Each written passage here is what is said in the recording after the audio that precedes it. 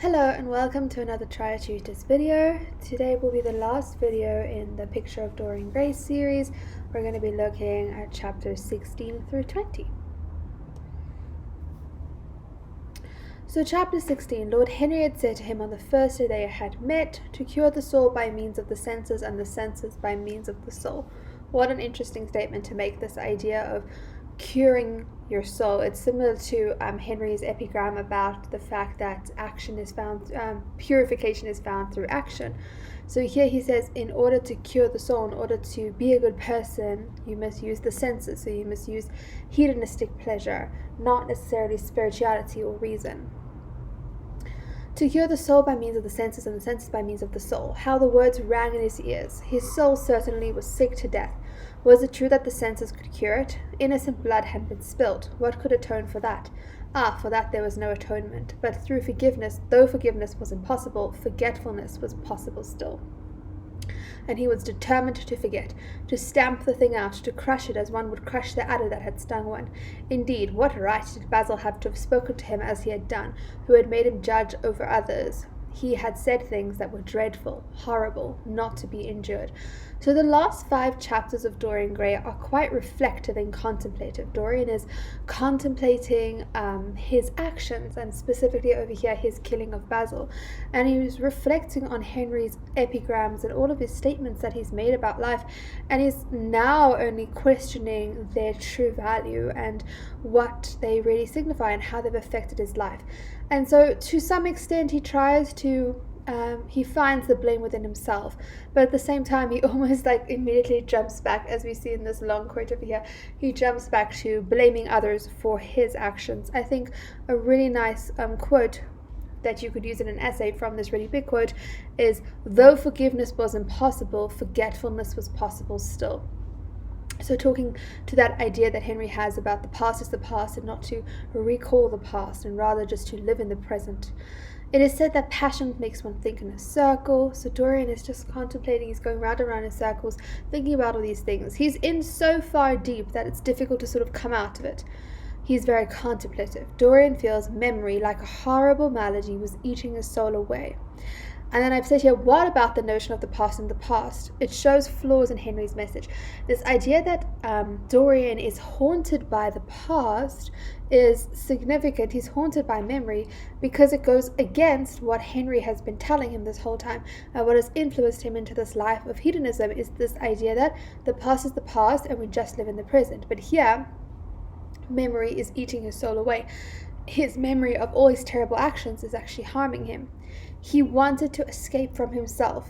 Isn't that such a really telling statement? Yes, if you want to escape from yourself, that really shows how, the place where you've come to in life, a really, really terrible place. Each man lived his own life and paid his own price for living it. The only pity was one had to pay so often for a single fault. This is a really wonderful statement if you think about the sort of aspect of life that one decision leads into another, that one thing that you do has many repercussions.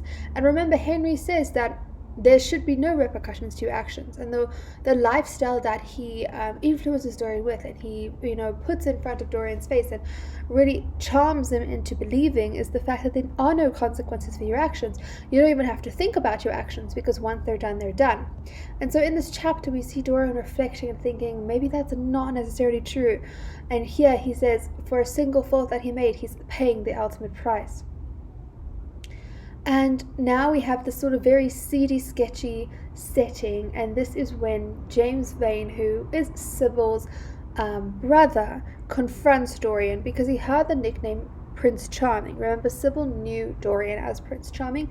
He overhears the nickname and he confronts Dorian, and he drags him into the street, and he's about to maybe hurt him or attack him, or actually is going to kill him. He has a gun, and Dorian says, how could it be me, whoever you're talking about? How long has it been?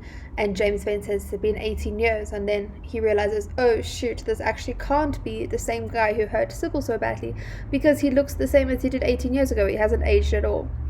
He still looks so young, so he can't possibly be the person who he was thinking of, who hurt Sybil so badly that she committed suicide. And he sees him under this lamp, And the lamp is an important motif because a lamp is symbolic and representative of light and truth.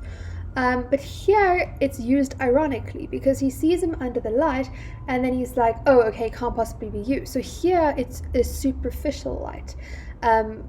Because the light is actually not revealing the truth, it's revealing this lie and this fake Dorian who is not actually supposed to look in this way, but is looking this way because the portrait is bearing the burden of his sin. So it's quite an interesting, ironic use of the lamp motif. A lady within this place, I think it is an opium den, if I'm recalling this correctly, he tells James that Dorian made a deal with the devil and that he's a terrible man who has not aged. And so the implication of these sort of hurtful words that she says implies that maybe Dorian has ruined this woman's life in some or other way. Chapter 17, Henry says, names are everything. I never quarrel with actions. My one quarrel is with words. That is the reason I hate vulgar realism in literature. So once again, some of his extraordinary tales. And so here we can see that Dorian has not stopped associating with Henry. He's still associating with him, even though he's contemplating and questioning Henry's influence over him. So this idea that names are everything and that actions are important is significant, because what are names? Names are appearance. So Harry's saying he values appearance over actual truth or any sort of reality. I never quarrel with actions because action is the mode for purification, according to Henry. The Duchess tells Henry he values beauty too much, and Henry says, in one of his very interesting perceptions of life, I admit that I think it is better to be beautiful than to be good, but on the other hand, no one is more ready than I am to acknowledge that it is better to be good than to be ugly.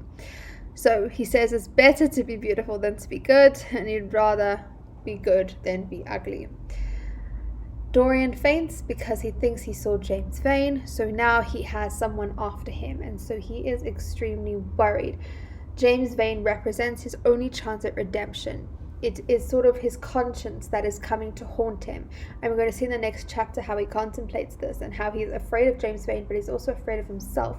So this really sort of mirrored approach to his to what's seeking to actually teach him a lesson here. So it's his chance of redemption to actually pay the price for what he's done, and it's his conscience calling. Chapter 18. Dorian is sick with a wild terror of dying, and yet he is indifferent to life itself. So he really is worried about James Vane coming to kill him, but at the same time, he recognizes that his life is not something that he is enjoying anymore. And even further than that, he just feels indifferently and apathetic towards life itself, but he's still quite worried about dying. Actual life was chaos, but there was something terribly logical in the imagination. Doesn't that tell you so much? If your reality is chaos, but imagination is logical, because ultimately when we think of imagination, we think of, chaos and craziness, like you can be anything you want to be. There are no limits, there are no boundaries. And so here has inverted that entirely, just like his entire life has been inverted through this portrait bearing the burden of his sin, that he has not aged. His entire life has been, completely flipped around and subverted. Dorian thinks of Vane's sighting, and he thinks to himself, the mask of youth has saved him. And I really like this phrase, mask of youth, because it's this idea that youth is not something real or actual. It's this mask, it's this cover-up, it's this superficial thing that has actually saved him in this case. And yet, if it had been merely an illusion, how terrible it was to think that conscience could raise such fearful phantoms and give them visible form and make them move before one. So he contemplates whether this was actually just like, a dreamlike thing, a hallucination, or if he actually saw it. But he's quite haunted by it either way, because it is his conscience, right? So even if it's not the physical James Vane, which we know it is his conscience that is that's sort of overwhelming him right now and making him consider his past and think about his past and what he's done and what he could have done differently. We see here that there are actions to consequences. So Harry/Henry would disagree. But there are clearly consequences to actions, as is seen in this chapter, because he is haunted by his past. So what you do in the past does come back round. He talks about living in the shadow of fear with Vane now after him. But for me, he's been living in a shadow all this time. The shadow of the portrait and the youthfulness as a disguise. So he talks about being in a shadow of fear right now, but essentially he's been in a shadow of this portrait and his mask of youth for most of this novel. The sky was inverted. So he talks about the sky being inverted, and typical English teacher looking deeper into that. This idea that the sky is inverted shows how the power dynamic has been inverted. Dorian is powerless. Beforehand, he has so much power. He is the one in control of the situation, and now his conscience is actually speaking to him. James Vane is after him, so the entire power dynamic shifts. Jeffrey kills a man in the bushes. Dorian thinks this is a bad omen. He doesn't really care who it is that died. He's told it's one of the workers. So he's like, it's one of the workers, I don't really care. Which is a really severe comment on upper class society during the Victorian era, right? They don't really care about the workers. But Dorian just thinks this is a bad omen. They go inside. They're actually at Selby Royal. That's the setting at this point in the chapter. And Henry speaks to Dorian and he says, "Besides, what on earth could happen to you, Dorian? You have everything in the world that a man could want. There is no one who would not be delighted to change places with you." So what a thing to say. Clearly Henry has no idea what's going on in Dorian's head at this point, and Henry truly believes that because Dorian has this youthful disguise, that he truly is the sort of epitome of a human being and someone who should, is relishing life and has everything that they possibly want. And Dorian is slowly realizing that he doesn't have everything he wants, and he doesn't have this perfect life that Henry thinks he does. This hedonistic life actually doesn't, that's void of morality, doesn't actually give rise to any sort of happiness. Dorian, I have no terror of death. It's the coming of death that terrifies me. So he actually is a human being right now. Yes, so he's sort of been evading humanness. Now he is clearly a human being. You would sacrifice anybody, Harry, for the sake of an epigram. Isn't that too true? I wish I could love, cried Dorian Gray with a deep note of pathos in his voice, but I seem to have lost the passion and forgotten the desire. I am too much concentrated on myself. My own personality has become a burden to me. I want to escape, to go away, to forget. It was silly of me to come down here at all. I think I should send a wire to Harvey and have the yacht got ready. On a yacht, one is safe. So Dorian is extremely reflective, contemplative, depressed in this chapter. He is ultimately questioning his entire life, right? I'm sure we can all relate to that, but obviously Dorian's in a much deeper state. I mean, he has done atrocious things, and he talks about being safe on a yacht, and I think this is double meaning. So he wants to be safe from Vane and also safe from himself. He thinks he needs to remove himself from the situation. He's trying to protect himself, ultimately himself from his own conscience. He feels like fainting. Henry asks the Duchess if she loves Dorian. She says she wished she knew. Henry says knowledge would be fatal. It's the uncertainty that charms one. A mist makes things wonderful. James Vane was the man who had been killed. Dorian lets out a cry of joy. He is now safe. And as we mentioned earlier, the setting is at Selby Royal. So Dorian is sort of has something going with this Duchess, or this woman called Hetty, and she doesn't know if she loves Dorian, and Dorian's going to completely sort of reject her, not in a necessarily a bad way, but he's going to resist that because he's just really quite concerned about his own life at this point. But he is extremely relieved when he finds out that James Vane was the one who was hiding in the bushes and who had been killed. Chapter 19. Now that the threat is gone, Dorian is like, right, it's time to turn over a new leaf. He says, I'm going to be good again. We're going to see how long this lasts. Harry says corruption and culture are indicative of civilization, and that the country is uncivilized because there is no temptation. So once again, Henry just inverting everything that sort of rationality has brought humankind to believe. So he says that corruption and culture are results of civilization. And once again, all of his epigrams perhaps have a little element of truth to them, so it's something worth thinking about and worth considering. Dorian's good deed is that he left Hetty to remain flower-like. He did not taint her reputation. The mystery of Basil's death comes up in the news. Also what we see in the news is Alan's suicide. Alan, remember, who was the chemist who Dorian brought in to dispose of Basil's body. And we also see Henry's divorce, which to me is like about time that he got divorced, because his views on marriage are clearly not conducive to a good marriage. Dorian calmly asks what Henry thinks happened to Basil. Henry admits that he's scared of one thing, which is death. He also notes Basil was rather dull, so he couldn't have many enemies to murder him. Henry says he was a good painter, but I don't think his death could be so, marvelously intricate or involve some sort of revenge. He didn't really have many enemies. Dorian says he is fond of Basil. Dorian then tells Henry he murdered Basil. And this is such an interesting reaction. He says Henry doesn't believe Basil could have such a romantic death and that Dorian could be so vulgar. So firstly, this idea that it's a romantic death that Basil had is truly baffling to me, but I suppose it would make sense in the context. He doesn't believe that Basil would have been killed in such a way, in such a dramatic way. And he doesn't believe that Dorian could be so vulgar. So once again, that theme of appearance versus reality. How could Dorian even be believed to have done this? Basil's paintings, according to Henry, it had lost an ideal. When you and he ceased to be great friends, he ceased to be a great artist. So after he stopped using Dorian as a muse, in his opinion, Basil's paintings lost some of their spark. There's a bit of an allusion to Hamlet when Henry mentions that he wishes to see the portrait like the painting of a sorrow, a face without a heart. Isn't that such a good line there, a face without a heart, to describe the portrait? Right, we've got some big chunks of quotations here. Yes, you are the same. I wonder what the rest of your life will be. Don't spoil it by renunciations.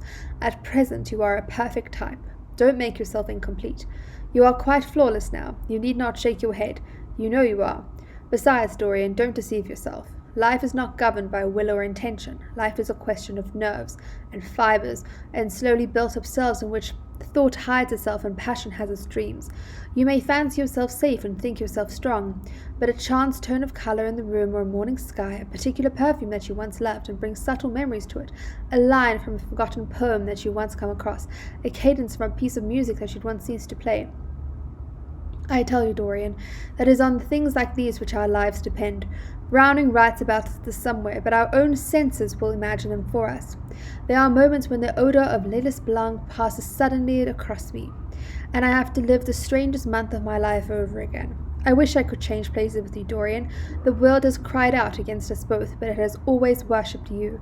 It always will worship you. You are the type of what the age is searching for, and what it is afraid it has found. I am so glad you have never done anything, never carved a statue, or painted a picture, or produced anything outside of yourself. Life has been your art, and you have set yourself to music. Your days are your sonnets. So clearly Henry speaking here, and he says to Dorian, stop overthinking, stop contemplating mistakes that you've made in your life. You have everything. You are what everyone aspires to be like. And then he ends off by talking about how the world has worshipped him, which goes back to when we spoke about, or there was a comparison with Dorian earlier in the novel, like chapters 1 or 2, about referring to him as like a Greek martyr. So this idea that his beauty is to be worshipped, and that his, because he is so beautiful, that his spirit is to be worshipped as well. And then at the end here, he speaks about the fact that he's glad that Dorian hasn't done anything in his life. In a good way, he says, he hasn't put himself into anything. He's kept himself within himself almost, and he has become the artwork. And so that's an important element to think about when you have an essay topic about art, and maybe even literature. but art specifically in this novel. And you can talk about this idea that Dorian himself is the art. So he becomes the art in the sense that he's something beautiful to look at, whereas the portrait becomes the sort of real Dorian, his soul. But Dorian himself becomes the art, and that's what Henry is recognizing here. He hasn't done anything outside of that. He's been so self-centered, so egocentric, but Henry is praising him for that. He says, you have become a piece of art within yourself. Dorian rose up from the piano and passed his hand through his hair. Yes, life has been exquisite, he murmured, but I'm not going to have the same life, Harry, and you must not say these extravagant things to me. You don't know everything about me. I think that if you did, even you would turn away from me. You laugh. Don't laugh. So this is a real departure from earlier chapters, because Dorian said to Harry before, remember earlier, he's like, you know everything about me. And now he says, Henry, stop influencing me. I know what you're doing. You don't actually know everything about me. So we really do see a shift in Dorian here. Like we said earlier, Henry says that the world has worshipped Dorian, and now we see something important. Dorian refuses Henry's invitation to the club, which is like sort of the first instance where we've seen Dorian refusing Henry's influence. He said, yet you poisoned me with the book once. I should not forgive that, Harry. Promise that you will never lend that book to anyone else. It does harm. So here we have that idea of the power of literature and the power of, of reading or of artwork, actually, in terms of literature being a part of art. And Dorian says, like, don't share this with anyone. So this book was obviously extremely volatile and extremely harsh and dark. My dear boy, you are really beginning to moralize. You will soon be going about like the converted and the revivalists, warning people against all the sins of which you have grown tired. You are much too delightful for that. Besides, it is no use. You and I are what we are, and we will be what we will be. As for being poisoned by a book, there's no such thing as that. Art has no influence upon action. It annihilates the desire to act. It is superbly sterile. The books the world calls immoral are books that show the world its own shame. That is all. But we won't discuss literature. Come round tomorrow. I'm going to ride at 11. We might go together, and I will take you to lunch afterwards with Lady Branksome. She's a charming woman and wants to consult you about some tapestry she's thinking of buying. Mind you come, or shall we lunch with our little Duchess? She says she never sees you now. Perhaps you're tired of Gladys. I thought you would be. Her clever tongue gets on one's nerves. Well, in any case, be here at 11. And obviously we see Dorian standing up to Henry and resisting this offer. But this statement really drives home this point of Henry being a static character. He's a flat character. This is something that we could have easily seen in chapter 1, right? He doesn't change. He's the same old hedonistic, influential, manipulative character. Whereas Dorian, we can see he has grown. Or has he grown? That's, I suppose, a different question. But he has changed, obviously. Maybe grown or improved is the wrong word. But he has certainly changed from the beginning of the novel to the middle and now to the end when he's contemplating. And then here we also have that comment on art. And according to Henry, art has no influence upon action. It annihilates the desire to act. And that is something extremely worrisome for Henry because his whole idea about the world is about action. And we have finally reached the last chapter, chapter 20. So we have, once again, this reference to the Victorian notion. He had told her once that he was wicked, and she had laughed at him and answered that wicked people were very old and very ugly. Dorian now tires of hearing his own name. He used to revel in it. She knew nothing, but she had everything he had lost. Dorian has lost his youth, his innocence, and his naivety. So as much as he's tried to prolong that through using the portrait, ultimately he has lost those 3 traits. Was it really true that one could never change? He felt a wild longing for the unstained purity of his boyhood, his rose-white boyhood, as Henry had once called it. He knew that he had tarnished himself, filled his mind with corruption, and given horror to his fantasy, that he had been an evil influence to others, and had experienced a terrible joy in being so, and that all the lives of those who crossed him, it had been the fairest and most full of promise that he had brought to shame. But was it all irretrievable? Was there no hope for him? This is a really important section of the novel where we actually see a sense of remorse in Dorian, a recognition of his actions, a recognition that he has this idea of a stain of his purity, but also of how he's influenced others in a negative way, which is obviously quite important and reflective of Henry's qualities of being so manipulative and influencing others in a bad way, but he never accepts that or recognizes it. Ah, what a monstrous moment in pride and passion he had preyed upon the portrait should bear the burden of the sin of his days, and he kept the unsullied splendor of eternal youth. All his failure had been due to that. Better for him that each sin of his life brought its sure, swift penalty along with it. There was purification in punishment. Not forgive our sins, but smite us for our iniquities, should be the prayer of man to a most just God. So Dorian laments this promise he made, this almost deal with the devil that he made, that his portrait would bear the burden of his sins, because he wishes that all of his actions he would have a sort of swift reprimand to it, so it would like feature in his actual appearance, because in that way he feels like it wouldn't have got so out of hand. And he basically blames everything on the portrait, which I don't think is entirely accurate, right? I think some of the blame definitely needs to go to Henry's influence. Youth had spoiled him. Basil had painted the portrait that had marred his life. He could not forgive him for that. It was the portrait that had done everything. Basil had said things to him that were unbearable, and that he had been borne with patience. The murder had simply been the madness of a moment. As for Alan Campbell, his suicide had been his own act. He had chosen to do it. It was nothing to him. So this is my whole thing with Dorian, like, does he actually grow? Because just when you think, okay, he's showing some sense of remorse, good on him, then he comes and he says this, and he sort of blames Basil and Alan for all of his issues. So yeah, just when you think he's going to take responsibility and rebuild his life, see above quote, he sees the portrait is still monstrous. And so he sort of like thinks, maybe, I don't know, if I act a little better, maybe the portrait's not going to be so bad. Yes, it still is bad. His sins are vanity, curiosity, hypocrisy. And he wonders if he can ever rid himself of the murder.